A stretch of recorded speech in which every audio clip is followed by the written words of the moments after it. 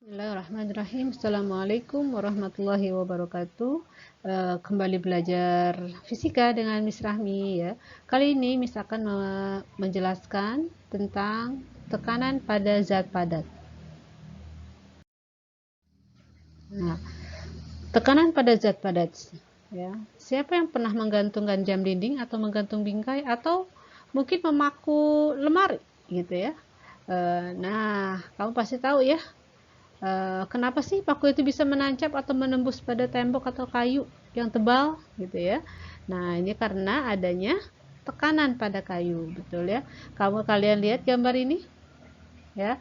Paku A dia bawahnya tumpul seperti ini datar ya. Paku B dia lancip seperti ini. Nah, kita kasih gaya dengan gaya yang sama masing-masing sebesar 1000 Newton ya. Nah, apa yang terjadi? Coba, menurut kalian apa yang terjadi pada balok kayu ini? Nah, di sini ketika ujung paku yang memiliki permukaan runcing ditempelkan ke dinding atau balok kayu, kemudian gaya kamu berikan pada paku cukup besar, maka tekanan yang dihasilkan akan besar. Nah, tekanan yang besar ini menjadi dinding balok kayu akan berlubang. Nah, seperti ini. Kalau ini kita kasih gaya 1000 Newton, kira-kira apa yang terjadi? Iya, dia tidak akan bisa menembus gitu ya, menembus balok kayu ini. Ya, ataupun kalaupun menembus dia akan lama sekali gitu ya, dan kemungkinan besar dia tidak akan bisa menembus gitu. Nah, berbeda dengan kalau runcing ya, pakunya runcing. Sekali dia pukul dia akan masuk ya, dan dia akan memberikan bekas berlubang pada balok kayu ya. Nah, ya kita lihat persamaan tekanan pada zat padat. Nah, kita lihat gambarnya di sini. Ya, di sini ada merupakan gaya F ya. Ada gaya F, kemudian kalau ada di bawahnya ini ada panjang lebar, maka dicari dulu luasnya. Ya, yang menentukan besar tekanan itu ada luasnya, luas bidang tekan atau luas bagian bawahnya ya, karena tekanan adalah gaya persatuan luas gitu. Jadi dipengaruhi oleh gaya dan persatuan luas. Luasnya mana? Luas yang menyentuh bidang yang kita tekan gitu ya. Nah, ini ada rumusnya. Jadi tekanan pada zat padat adalah jumlah gaya yang diberikan benda padat per luas permukaan benda tersebut. Ya, jadi tekanan F dibagi A. Ya, tekanan hukum Pascal PA ya, F itu adalah gaya hukumnya satuan Newton ya, dan A adalah luas permukaan benda ya, yang bagian-bagian yang kena tekan gitu ya. Nah, apa hubungannya tekanan dengan gaya? Nah, nanti kita akan pelajari selanjutnya. Jadi diingat-ingat dulu ya. Jadi tekanan itu adalah gaya persatuan luas untuk mempermudahnya ya, atau jumlah gaya yang diberikan benda padat per luas permukaan benda tersebut ya. Kalau gayanya 1 ya kita pakai F1. Tapi kalau gaya yang bekerja di sini lebih dari 1 berarti kita pakai sigma F ya. Atau gaya di sini bisa juga menjadi dari berat ya. Berat F gaya ini bisa juga jadi berat, berasal dari berat, itu bisa juga. Berat masih ingat apa simbol berat? Iya, besar, simbolnya W. W sama dengan massa kali gravitasi, M kali G. Ya, itu juga boleh di sini sama ya. Nah, di sini ada menunjukkan lagi ya kegiatan untuk mengetahui tekanan pada zat padat. Ya, di sini ada korek api ya. Jepitlah sebuah korek api. Ya, di sini ada di kedua ujungnya ya, menggunakan jari telunjuk dan ibu jari. Nah, kemudian ujung korek api yang ada di gumpalannya letakkan di ibu jari. Nah, ya. Kemudian tekanlah bagian korek api tersebut, apa yang kamu rasakan. Nah, kemudian ulangi ya, dengan memberikan tekanan yang agak keras gitu. Kemudian yang keempat, potong korek api yang ada gumpalannya nih, yang hitam ini kamu potong. Kemudian kamu tekan lagi, ulangi lagi nomor 2 dan nomor 3 apa yang terjadi ya.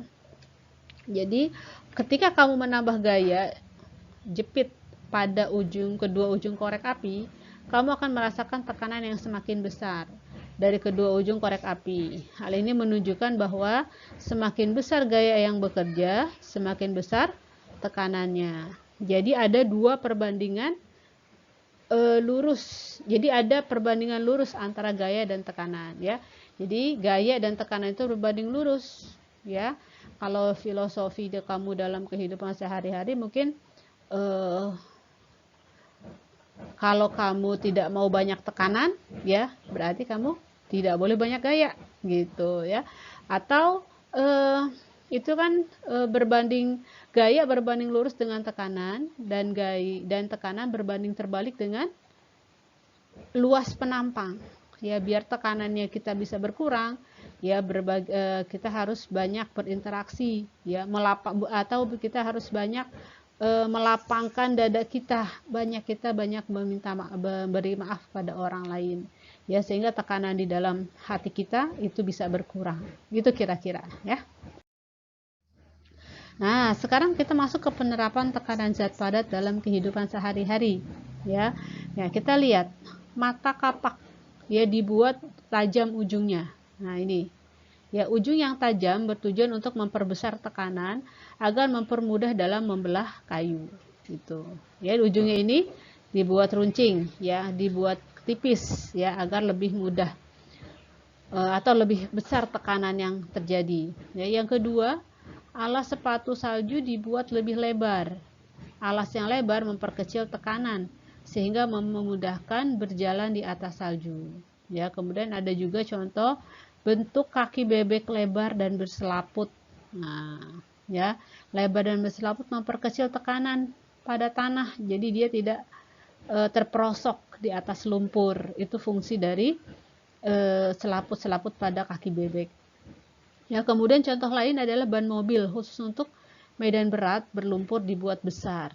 Nah, ini fungsinya untuk memperkecil tekanan agar memudahkan mobil melaju dan tidak terperosok di atas medan berat dan berlumpur. Nah, ini juga ada contoh lagi sirip ikan yang lebar akan memungkinkan ikan bergerak dalam air dengan bebas dan lincah. Hal ini disebabkan karena ikan memperoleh gaya dorong dari gerakan siripnya yang lebar. Ya, ini adalah contoh tekanan zat padat dalam kehidupan sehari-hari.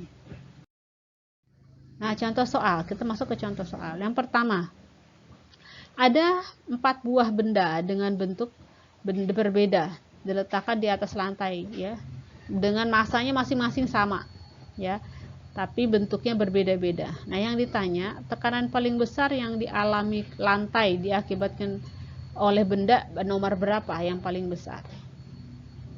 Ada yang bisa jawab? Nah, kalau ditanya seperti ini, kamu cari aja tekanan alas, ya, bagian bawah yang bersentuhan dengan bidang tekan, ya, ini yang paling kecil luas penampangnya, gitu, ya. Yang mana?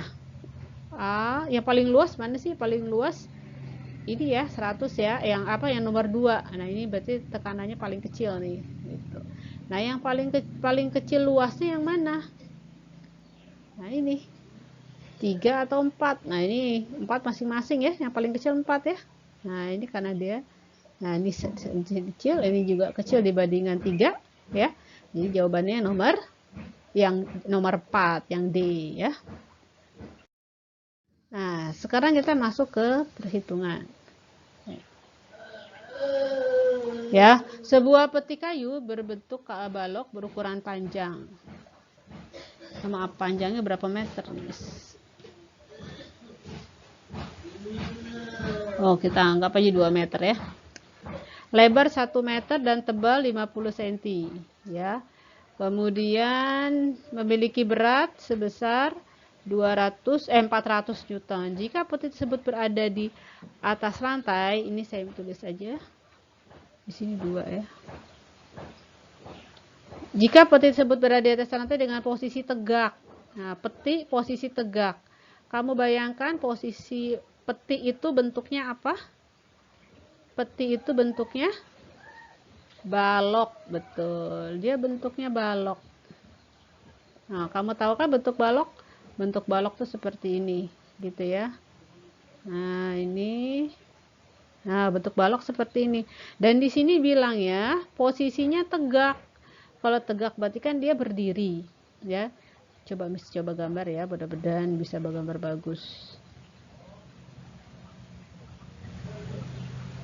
Dia posisinya tegak. Oh, miring. Sebentar, coba bisa hapus dulu ya.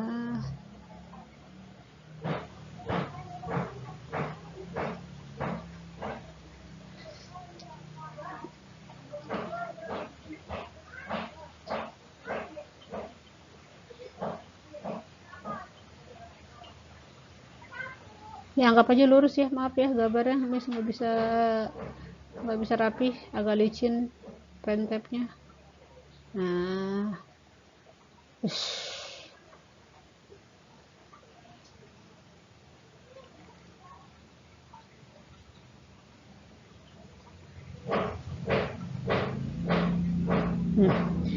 dibikin berdiri tegak seperti ini ya. Nah, dari panjang 2, lebar 1 dan tebal 50, kira-kira yang mana panjangnya?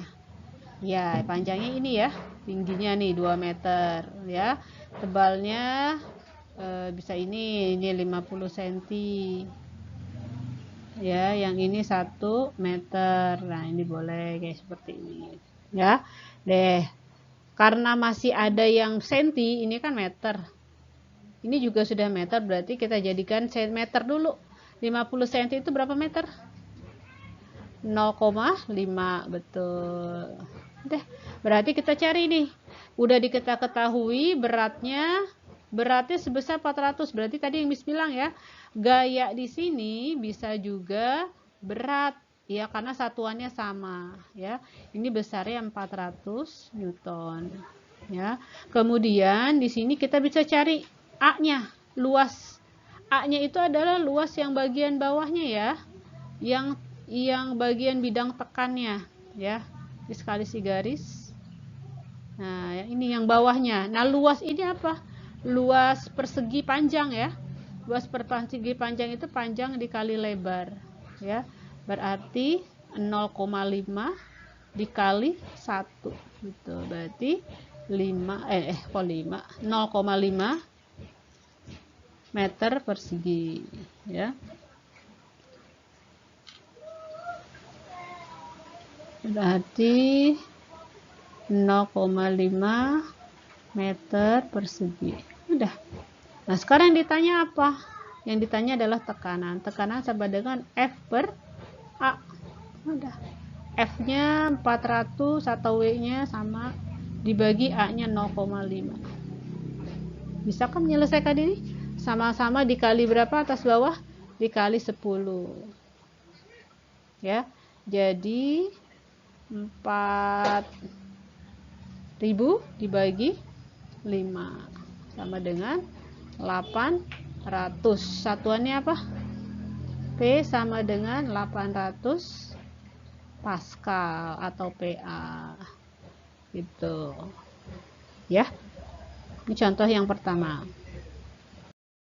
Nah, contoh soal berikutnya ya, Budi mendorong gerobak dengan kedua tangannya maaf, dan membutuhkan gaya sebesar 90 Newton. Ya, apabila luas lapaknya 150, maka tekanan yang diberikan Budi pada gerobak tersebut berapa? Ya. Nah, di sini jelas diketahuinya gayanya itu adalah 90 Newton. Ya. Luas telapak tangannya 150 cm persegi. Nah, ini untuk satu tangan. Ya, ini untuk satu telapak tangan. Sedangkan di sini dibilang Budi mendorong gerobak dengan kedua tangannya. Ya. Kedua tangan, kebanyakan G ya.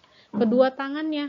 Nah, berarti ini kita harus kali 2 gitu. 300 cm persegi. Nah, ini kita jadikan meter dulu. Kita bagi berapa? Karena dia naik 2, berarti dibagi naik 2 dibagi 10.000 ya, karena satu tangga dibagi 100, karena 2 tangga jadi 10.000 ya. Berarti kita coret ini, berarti hasilnya adalah 3 dibagi 100 meter persegi. Biarkan ada aja dulu begini. Nah, baru kita masuk ke P sama dengan F dibagi A. Nah, yang P-nya, F-nya kita masukkan angka 90 dibagi 3 per 100. Nah, menyelesaikan ini gimana? 90 dikali 100 per 3. Ya, kita bagi deh, 90 bagi 3. Ya, 30. Berarti 30 kali 100 sama dengan 3000 Pascal. Gitu ya. Ini cara mengerjakannya seperti ini ya. Baik, itu contoh soalnya ya. Kemudian kalian bisa kerjakan latihan soal berikut ini ya. Kalian tulis dulu soalnya ya. Setelah yang tadi materi yang hari ini kalian catat dulu ya, rumusnya, contoh dalam kehidupan sehari-harinya. Kemudian kalian kerjakan soal latihan ini, tulis soalnya baru dikerjakan gitu ya, ditulis diketahuinya, kemudian baru kalian kerjakan ya. Miss tunggu jawaban kalian di LS ya. Semoga Allah mudahkan kalian dalam belajar dan dalam memahami pembelajaran hari ini ya. Baik, itu saja yang bisa Miss sampaikan pada video pembelajaran hari ini. Semoga Allah memberkahi kita semua ya, terutama semoga ilmu ini yang Miss kasih bisa barokah, bisa kalian manfaatkan dalam kehidupan sehari dan kehidupan kalian yang akan datang. Baik, kita tutup dengan baca hamdalah. Alhamdulillahirabbil alamin. Assalamualaikum warahmatullahi wabarakatuh.